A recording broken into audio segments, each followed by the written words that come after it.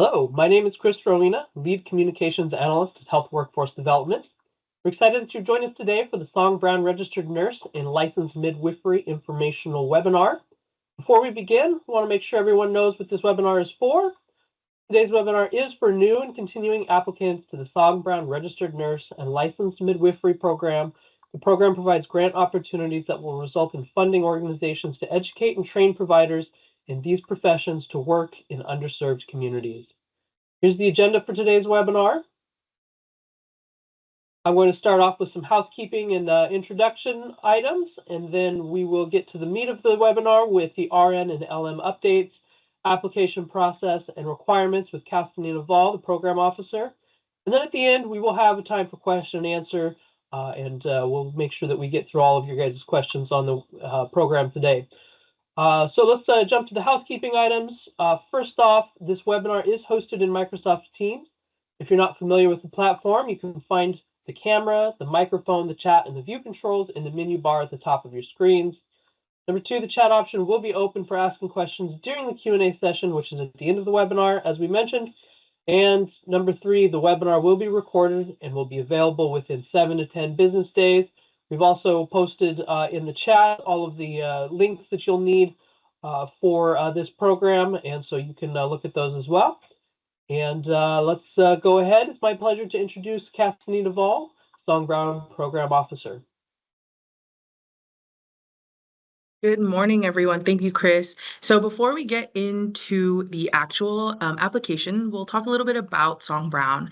So Song Brown provides funding to education programs, including family nurse practitioner, physician assistant training programs, registered nurse education programs, primary care residency programs, licensed midwifery, and certified nurse midwifery programs.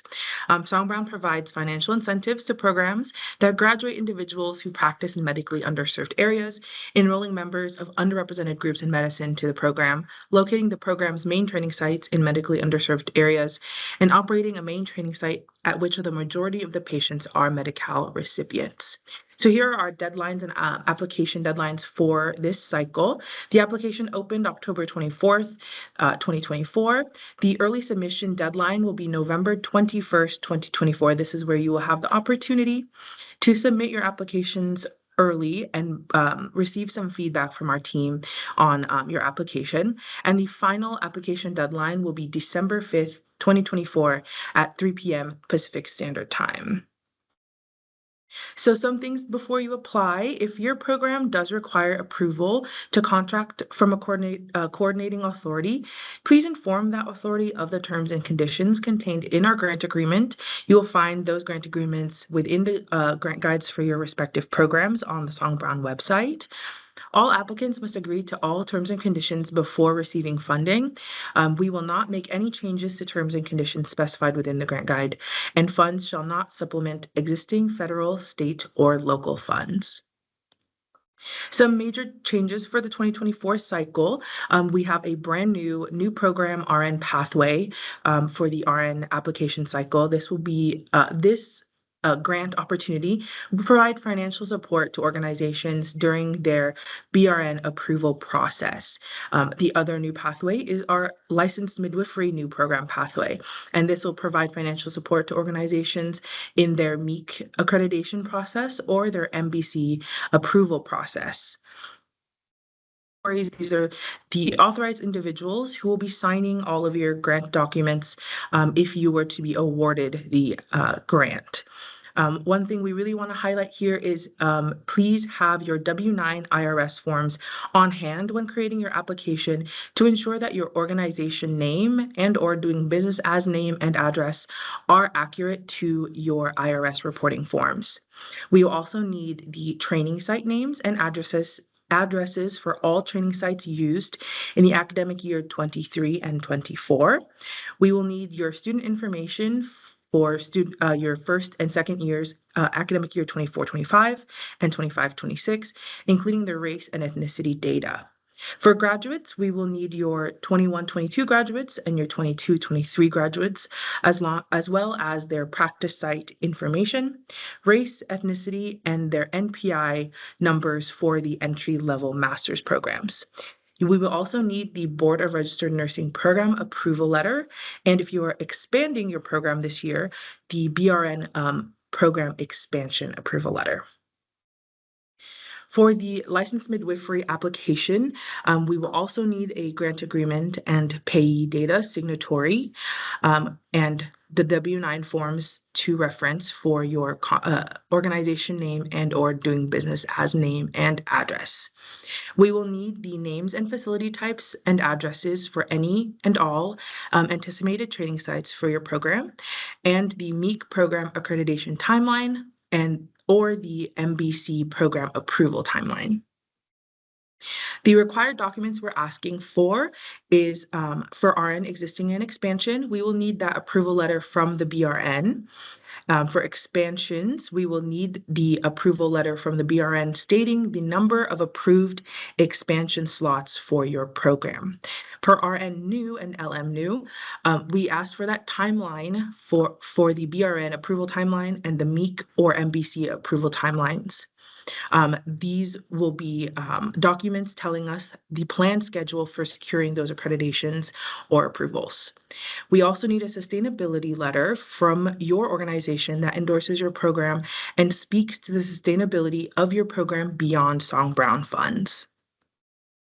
All of our helpful resources are pinned in the chat, as Chris mentioned before, and all of these things can be found on our Song Brown website for your reference.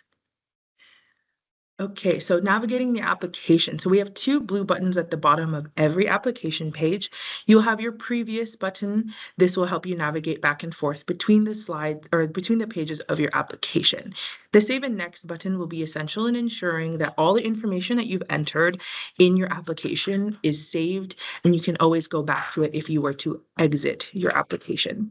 So if you decide that you are going to exit your application and need to go back, you will find all of your initiated applications under the grant application tab in the funding portal.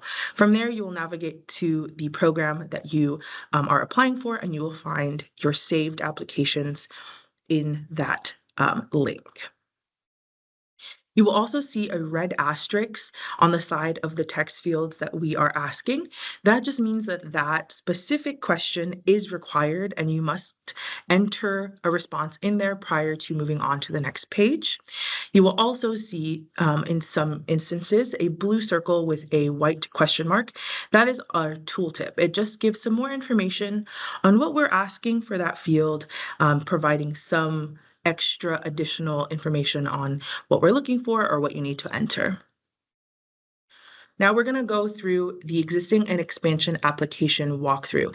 This is a page-by-page walkthrough of the actual application with screenshots of what you will see when applying for the grant. So the first page you will see is the program information page. This top section here will be pre-populated from your profile page. So if there's anything that is wrong or incorrect that you see in this top section, please exit the application and you will go into your profile and change what needs to be changed and come back into your application. You will then select which program type you are applying for, ADN, BSN, or ELM.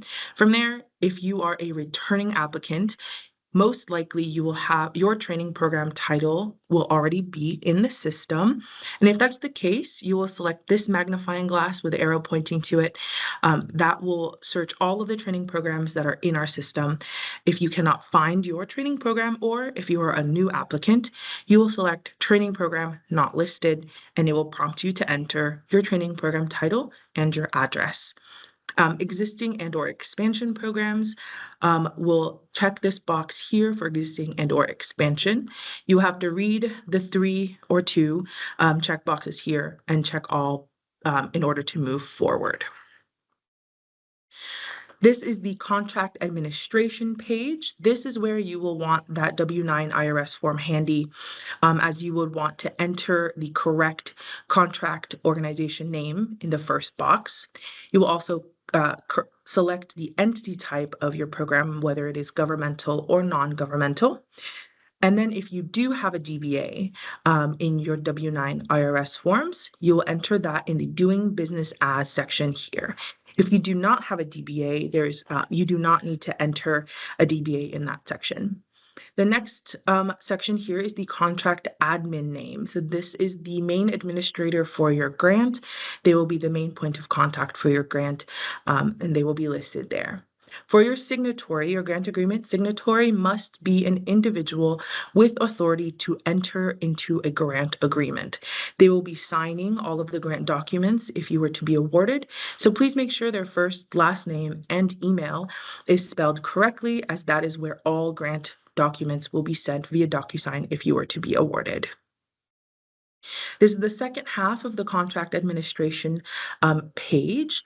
The STD 204 or the pay data record signatory must also be an authorized signatory. They can be the same as your contract agreement signatory, but you will enter that accordingly if you need one. And the last section will be the address that is listed on that W-9 IRS form. So please make sure that address is accurate to your tax forms as well. There is an option if the payments need to be sent somewhere else in your institution, you have the option to enter that as well. Please verify all of your information with your finance or contracts office to ensure that the information is correct, as providing incorrect information will delay your grant agreement should you be awarded. The next page is a program description page. This will be where you have the opportunity to tell us a little bit about your program and how your program has successfully incorporated the statutes of Song Brown into your program. You have 2,500 characters maximum to write in this program description page. You will be notified when you've reached your maximum capacity of characters. If you are copying and pasting from another document into the program description box, please make sure that no information is cut off, as it will cut off at 2,500 characters. The next page is the program data page. This is where you're going to inform us what kind of data you will be reporting in the application. If you have any 22 and or 23 and or 21-22 graduates, you will be selecting student and graduate data. This will tell us that you have students and graduates to report. If you do not have any graduates for 22-23 or 21-22, you will select student only, and you will only be asked to report student data. For this cycle, you will also be allowed to import your graduates and training sites from your previous applications, and so you will press yes there. Based on the program data option you selected, you will tell us the first year you enrolled or admitted students in this bottom question here. This is the training site page. This is the first scored criteria of your application. So this is where you will enter or review your imported training sites. The first question on this page will be the current percentage of total clinical hours spent in RNSAs.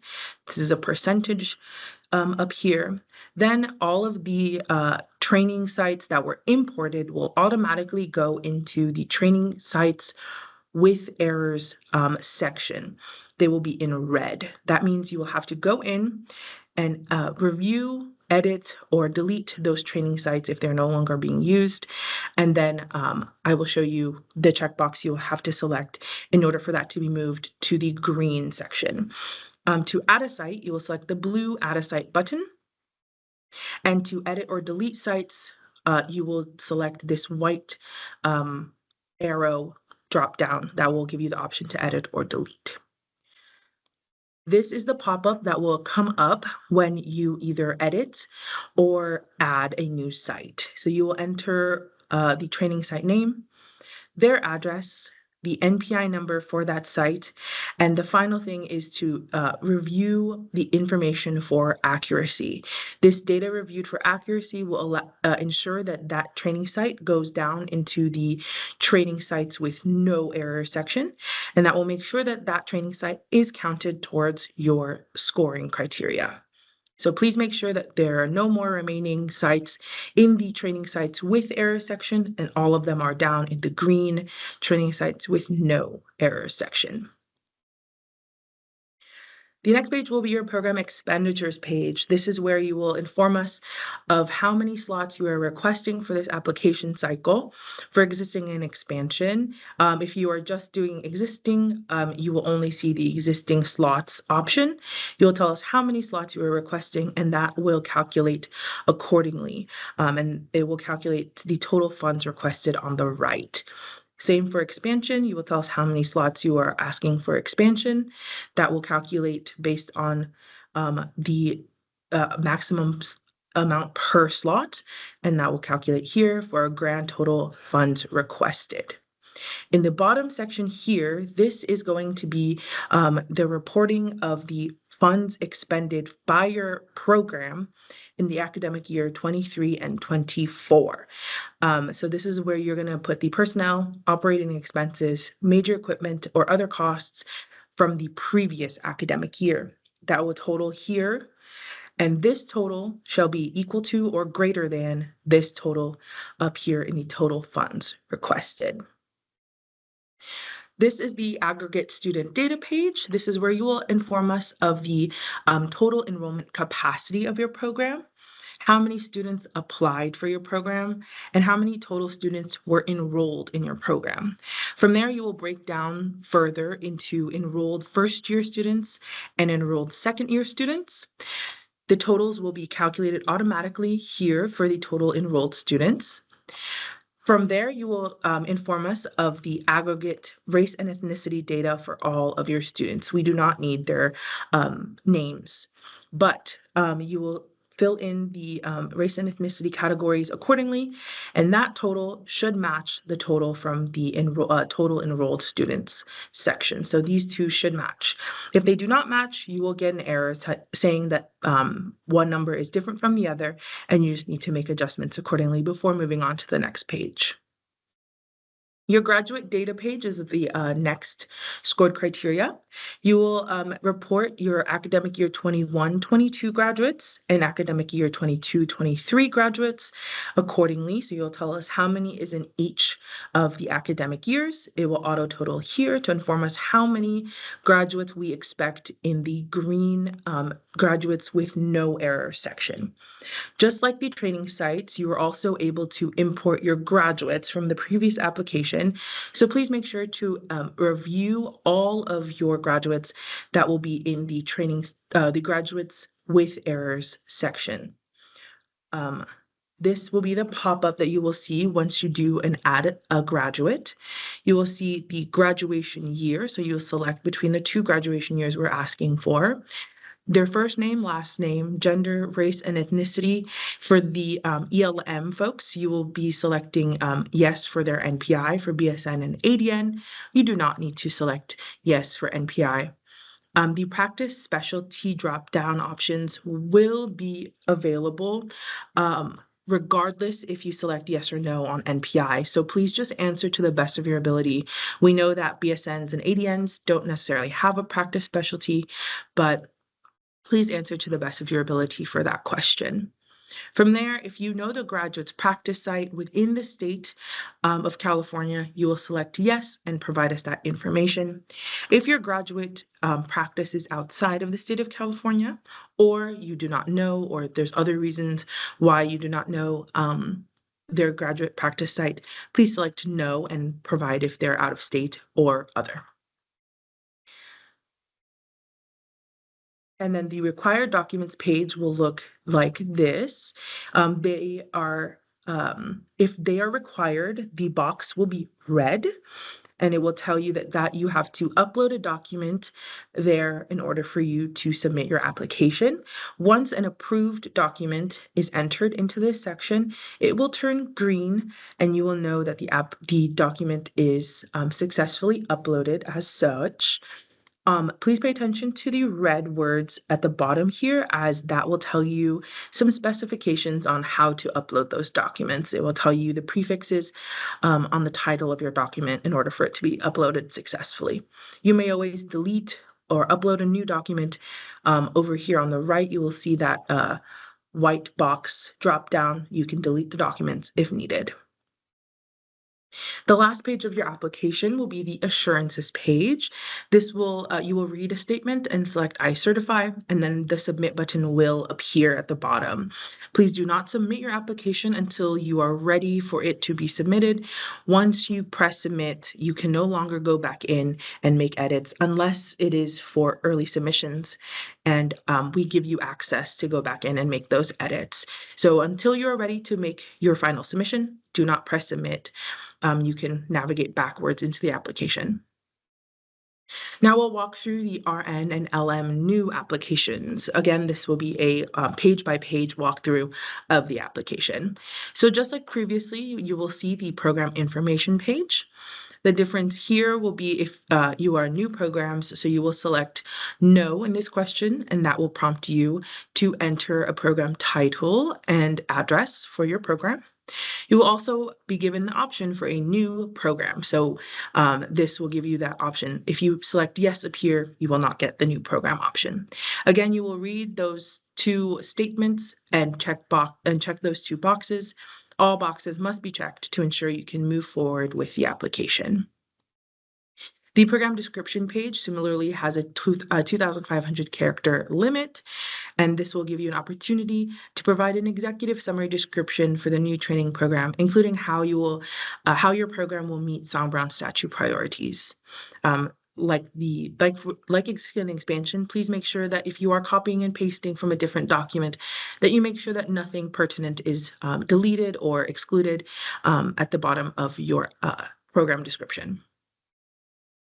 These are the strategy questions for the RN and LM new applications. So you will have 5 strategy questions, 3 of which are in criteria 2 of your scoring. This will be outlined in the grant guide on our website.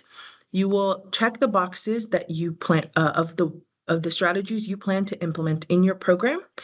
And after you check those boxes, a narrative will be prompted where you can explain further of how you plan to implement those strategies.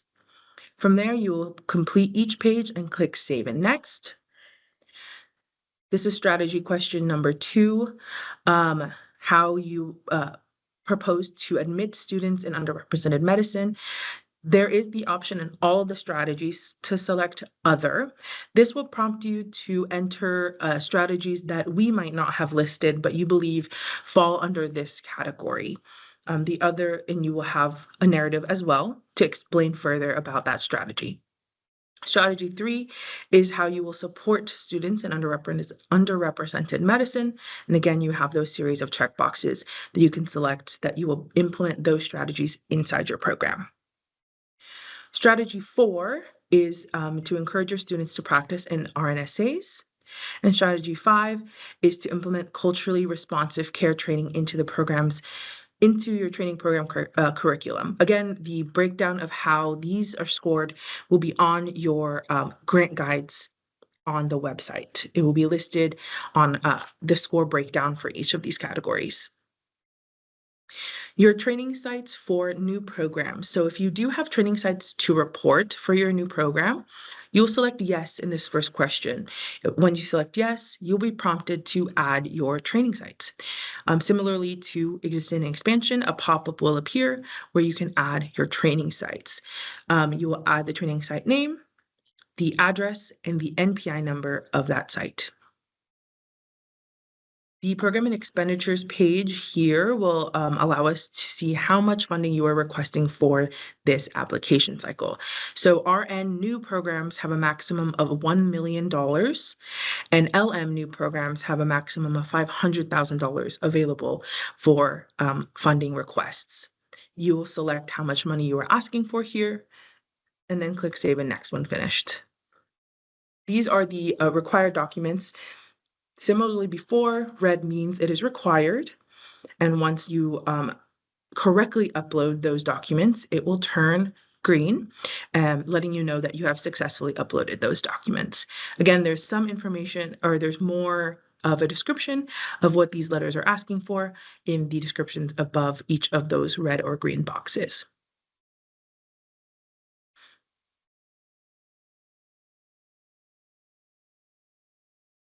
And I will turn it over back to Chris. All right, thank you so much, Castany. As you can see, our team has put a lot of work into this program, and we're excited that you've joined us today to learn more. We are going to transition to our question and answer session, and the chat option is now accessible at the menu bar at the top of your screen. We do understand that some of you may not be able to access the chat feature in the browser version of Teams due to your organizational restrictions. Some find that the mobile version does provide chat access.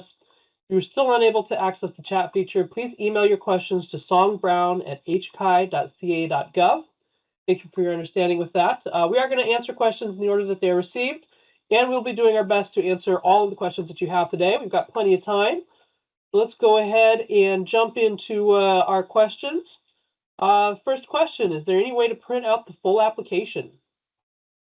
Yes. So in the grant applications tab that I mentioned earlier, where you would retrieve your applications, there is the drop down option where you can view print those applications once it is submitted. So you will have the ability to view and print those applications once they are submitted.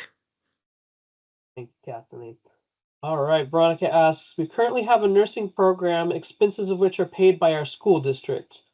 Also, there are some equipments for the program that are paid by the Perkins grant. Do we include both the program expenses paid by the district and the expenses paid by the Perkins grant under the operating expenses?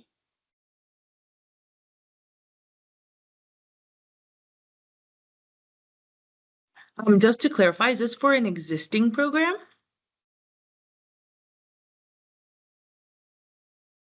Looks like there's an additional, since the funds are based on capitated rate per student, what are the guidelines on what expenses are allowable for the funds to be spent on?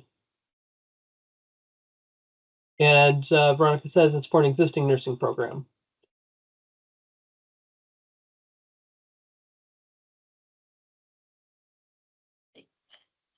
Hi, everyone. This is Melissa. I'm the program manager for the Song Brown program.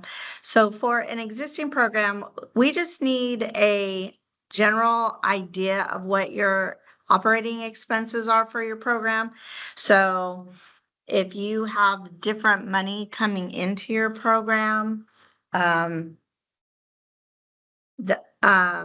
that's what you're asking about, right? You're talking about the operating expenses page, the operating expenditures page that you have to fill out.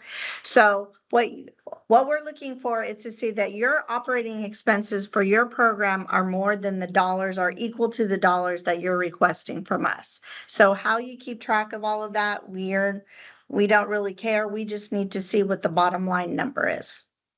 Hope that answers the question. All right. Thank you, Melissa. Let's see here. Okay, looks like that answered the question. Very good. And clarification for Arlene's question, is there a way to print the blank application? All of the application pages are on the TA guide, so they are direct screenshots from the application. So if you want to see what's on the application prior to applying, all of those will be provided in the technical assistance guide that's already on the website. So there is no direct way to print a blank application from the funding portal, but all of the screenshots of each page of the application will be on the technical assistance guide. All right, thank you, Cassidy. And it's a good reminder to mention that all of those resources are pasted into the chat, and you can find them if you scroll up in the chat window. You'll see a resources post, and it will say our page, and you'll see a link to the Song Brown website page. You'll see the RN grant guide, the LM grant guide, the funding portal, which is where you'll actually go to apply for the application, and then you'll see the TA guide that Cassidy just mentioned, as well as our Song Brown glossary. And then for those that need to email us with additional questions, you can contact us at that songbrown@hcai.ca.gov. And so that is all there in the chat. And let's keep those questions coming. We've got plenty of time to answer questions for you today.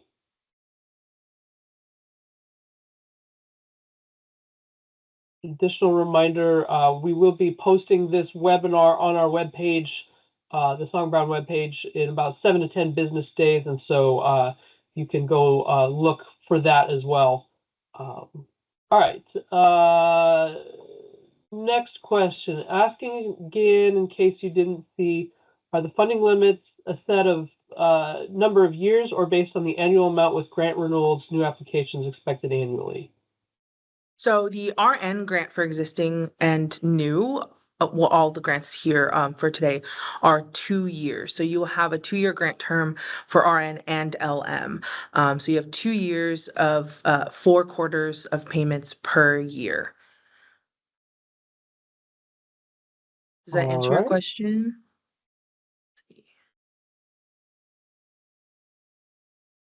Okay. And thank you for reposting that question. I saw it, and then in all of the previous conversation moves past it. I apologize.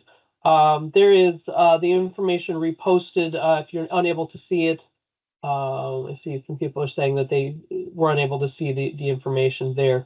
Let's see, Veronica, I have one more question. Since the funds are based on a capitated rate per student, what are the guidelines on what expenses are allowable for the funds to be spent on?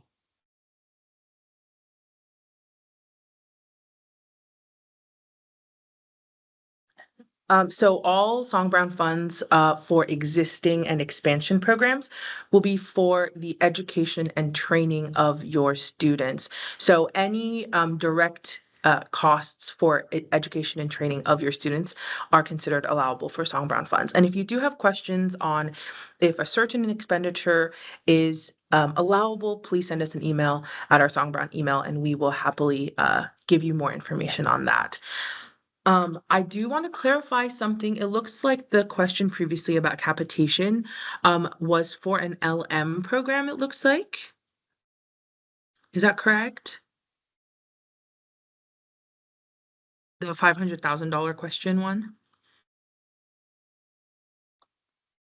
So I'll just clarify just in case. So for for RNs, it will be a maximum of 1 million for new programs. Okay, so it would be a new LM. Yes, so new LM programs will be paid 25% at the execution of the grant, depending on how much you are awarded, and then the remaining of the grant after you are accredited or approved by the MEEC or MBC approving or accreditation bodies. So it's not by capitation for LM programs. For LM new, it is by 25 at the execution, 75 at the completion of your accreditation or approval process. All right, thank you. Hopefully that clarifies that. Does Song Brown work with the grantees to support the accreditation process? In terms of our support, we solely provide financial support for the accreditation process, but the funds that we do award for new programs is to support the financial burden of accreditation and approval. So if that is the case, yes, we provide support for the accreditation process financially in grants, but we do not help with the actual process of accreditation. All right, great questions. Thank you, everyone. Arlene is asking for a reminder of when the early and final submission dates are. Yes, can we navigate back to our deadlines page, please? That should be page 3 or 4. Just so we have it up. But just verbally, it is November 21st at 3 p.m. Pacific Standard and for early submission. So if you submit your applications by November 21st at 3 p.m., you will have the opportunity for us, the Song Brown staff, will review and provide feedback to your applications. And then the final submission date is December 5th at 3 p.m. Pacific Standard. And that will be, no more edits will be allowed on that December 5th. And then we typically get back to you with your early submission feedbacks within 7 business days, so you have plenty of time to make edits and then submit your final application. I believe it's slide 6 that has the all of those dates, if we want to pop that on screen for a second.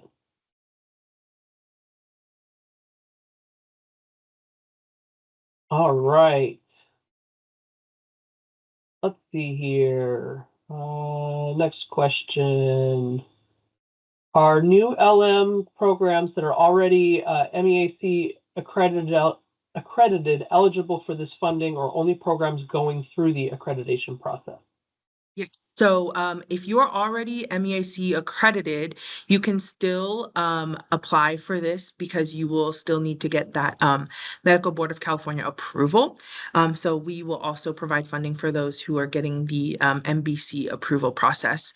That is the first couple questions of the LM application. So you will be able to still apply as long as you're in the process of seeking MBC approval. All right. Let's see. And Veronica has another follow-up question. As a follow-up on the expenses already paid by our district for the nursing program, would we be able to use the funds to pay for those expenses, or will it be considered supplanting?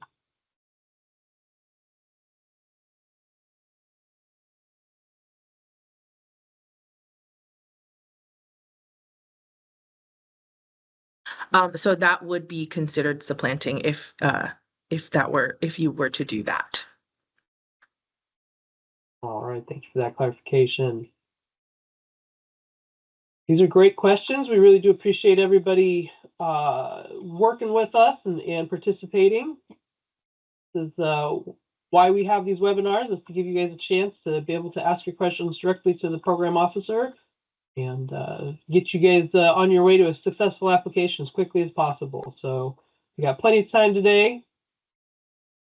If you have more questions, really want to encourage you to look through the grant guide and through the technical assistance guide. That's going to be where you'll find a lot of the answers. But we do understand, especially for new programs coming in the first time, it's really helpful to be able to ask these questions.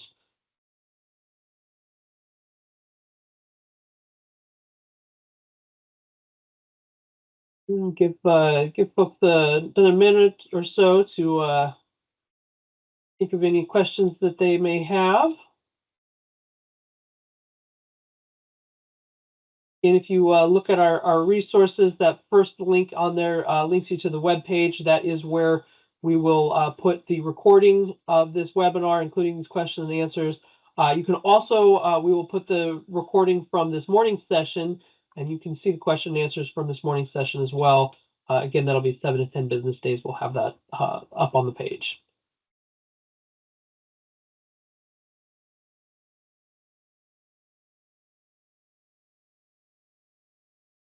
And if we can navigate to slide 6 again, let's get those dates back up on the screen once more, just for everyone to be able to see those dates. Let me see if I can do that for us, Chris.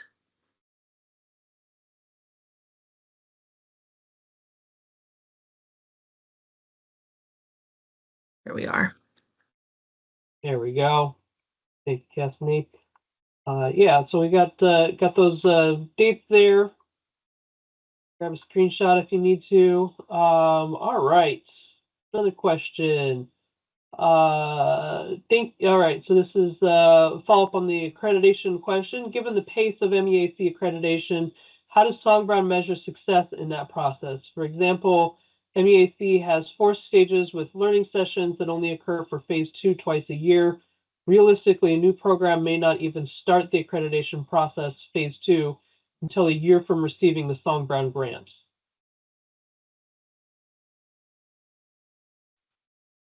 Because this is a new program, we would like to speak to you actually about the accreditation process and what that looks like for you as a program. So please reach out to songbrown at hci.ca.gov, the email that is provided in the links that Chris has given us. And we would like to schedule a time to meet with you about that in greater detail. All right. And we'll go back to the insights here. Yeah, please follow up with us on that. And all right, here's another question. Hi, did I miss how many awards you're expecting to make? If there is only 2.75 million, that's not many awards. Yes, this is a very, very competitive cycle because of our reduction in funds from last cycle. We propose different tiers based on scoring to our leadership team. And from there, our leadership team kind of gives their opinions and their options, and we award accordingly. We typically like to award as many programs as we can, but we are limited by budget this year. So please just make sure that all of your training sites, graduates, and student data is entered accordingly, and make sure that all of that is accurate. And take advantage of the early submissions option, because it will give you an opportunity for us to look at the application, provide some feedback, and for you to improve on that application. There isn't a set in stone number for how many awards, because as I said, we have different options that we provide our leadership team, and they will be kind of guiding us on how many awards we will be giving out for the 2.75 million.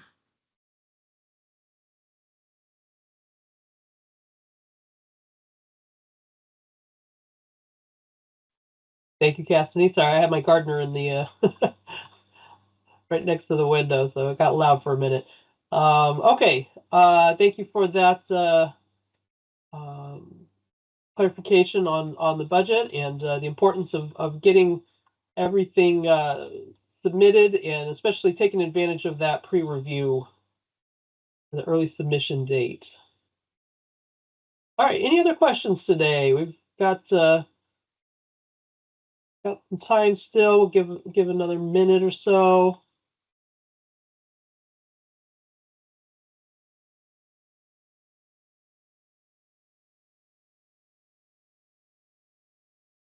For anyone else who might have some specific circumstances that they want to talk through, again, email the program at songbrown@hci.ca.gov, and that we'll be able to work with you with that. And if there are no more questions, we will move on. If you do have a question, you can get into the chat in the next minute or so. We'll be able to answer it. But thank you for your participation in the Q&A session. And again, we really appreciate your participation. These questions are helpful to answer for you guys, also help for us to make sure that we're presenting the information as well as possible for you all. If you do have more questions, email the team at songbrown@hci.ca.gov. And one last reminder, we will be posting the recording of this webinar on our website in approximately 7 to 10 business days, along with this morning's webinar. We do appreciate everybody joining us today to learn more about the Song Brown Registered Nurse and Licensed Midwifery Program. We're excited to be able to offer this as one part of our health workforce development efforts at HCAI, and are grateful for your participation with us today.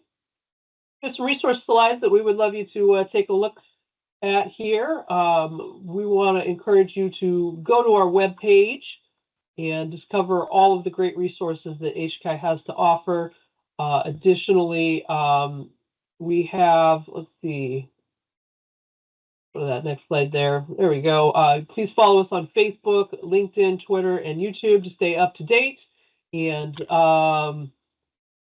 we will be keeping you posted on that. Sorry, we're having a technical difficulty here, but I think we're working through it. Also, we would love to encourage you, if you are doing great things with the funding, which we know you are, we would love you to post on social media and tag us, and use one of these hashtags to share with the world what's great work you're doing through the HCAI funding stream. So another way for you to stay up to date, please sign up to our newsletter, and we send that out monthly. You can follow this link, and you can sign up to that newsletter, and we will keep you posted on all of the great things that HCAI is doing. And if you need to, you can call us at 916-326-3700. As a reminder, the application cycle does close December 5th at 3 p.m. We encourage you to take advantage of that early submission date, and we look forward to all of your applications. Thank you so much for attending, and with that, we conclude today's webinar. Have a wonderful day.